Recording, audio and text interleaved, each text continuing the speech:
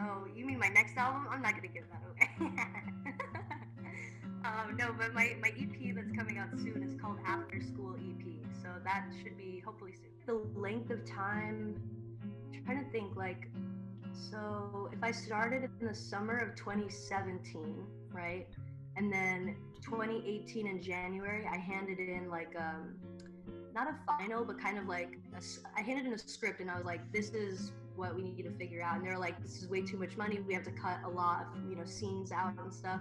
So then I kind of did revisions from January to spring, and then spring summer we started talking about how we could actually make the movie and figure it out. And then all of summer it was like pre-production, things like that.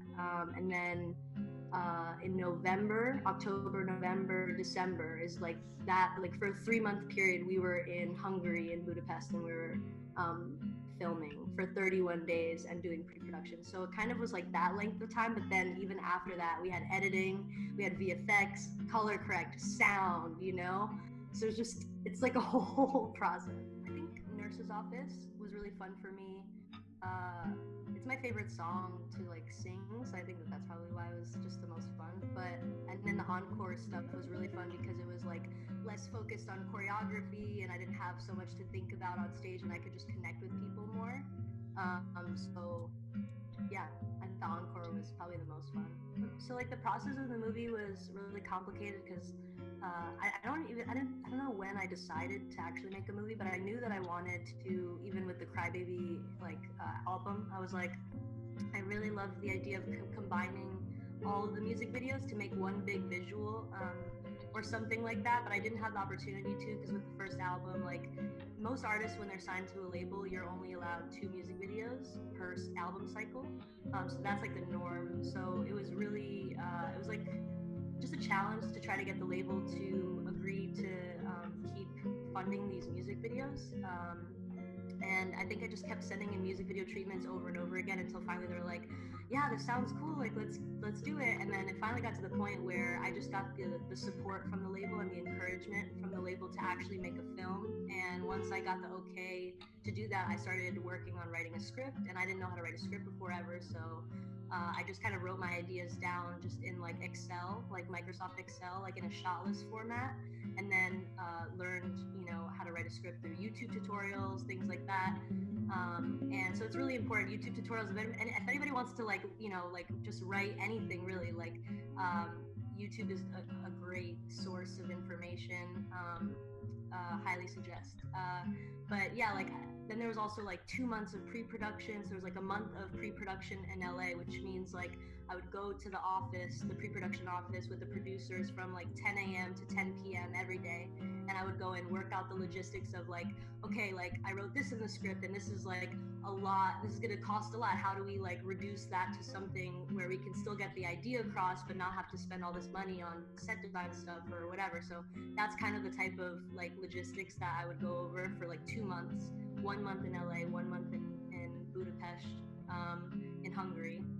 And yeah, so it was like a long process. I didn't know how to really dance, or like I didn't know how to pick up choreography, or at least I didn't think I knew how, but I really wanted to challenge myself to do that. So I also was working with Brian Friedman on choreography for the film and things like that. So all of it was very new to me, and I didn't really have much experience. Even directing was it seemed very daunting to me because even if you like direct a music video, directing a film and for 31 days is like a whole other thing.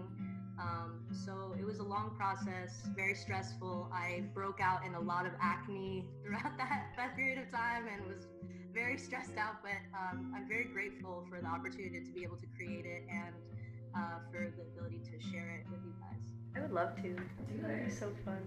Yeah, definitely. Big time. Oh, I was bullied for like my teeth, for how I dressed. If I wore makeup, they would be like, oh, you look like a clown, like just little things that like that. And I was very sensitive too. So I think that me being extra sensitive, just like no, I was very introverted. I was kind of eccentric, but also very sensitive, so like I would get my feelings hurt easily when I was a kid, but I was also very, I guess I was always like outdoors and always like climbing things, jumping off things. I was just all over the place. Locations, it would have been so expensive to try to build out all of those like Rococo, like Baroque style sets. So it was just perfect to like go and actually like location scout and see all these beautiful palaces that are just mind-blowing. Just so grateful. I have no words, honestly. Like, I just cried tears of joy just like reading people's responses to the film. I'm like blown away. I can't even express. Honestly, my heart is so full. It's like, it's crazy. Incredible. A lot of people were saying that the energy was just so different than any time they've ever stepped into a theater. Like, there was just a sense of community and like togetherness and just like so much love. And I think that that's all I could ever dream of creating, you know? That kind of environment is so special. And they were done by Lauren Windsor, who is an artist in Sydney, and she did this one too. She did this one, this one, this one, and this one, and then I have a gumball machine right here. The inspiration for this one was really just baby photos and childhood memories. So the bunny outfit is from a photo of when I was a baby. My parents just, I guess, liked dressing me up a lot. So they dressed me up as a bunny, and there's a photo of that just like on a random day. The baby's holding melted ice cream because when I said my first word, I was eating ice cream and my dad took it out of my hand and I screamed mine, and mine was my first word. So that's what that comes from. Oh, this one I got for my bunny. It was actually my first pet ever, and then I got a dog. So my parents told me I couldn't have a bunny and a dog, so we all decided to give the bunny away to a friend of a friend who already had a bunny. So we thought, oh, like it'll have a friend, and that's amazing, and like, awesome. So they left my bunny and their bunny in the backyard unattended for like 4 hours. They ended up finding their bunny in their neighbor's backyard, and my bunny's head was in their yard. So this is for my bunny. These are by an artist who I really love. This one is like Love is a Maze and Sex is a Game. These are like my favorite ones, I think, just because they're like the biggest ones and they hurt really bad, so I feel like I earned it. I don't know. Definition of dichotomy, duality. Had Arena in the womb for 9 months till she birthed me. It's Melanie Martinez. We're about to play a game of song association.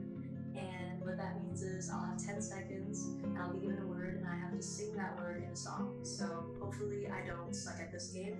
We'll give it a go. But before I get started, you can check out my K-12 Deluxe album that has my after-school EP attached to it, as well as a music video that I just directed and put out for the bakery. I also have a film that I wrote and directed called K through 12. There's an ice cream truck outside. Hold on, pause. I'm gonna go get ice cream. I'll come back and do this later. I've had a lot of people come up to me and tell me that, you know, my music has helped them through anxiety or, you know, even a lot of other situations too, like, you know, Dollhouse with like family issues and like, you know, very specific songs with like specific, you know, things that, you know, they were feeling in their life. And it's really interesting, and I'm just like really happy that I can, you know, like do that for people. That's really special.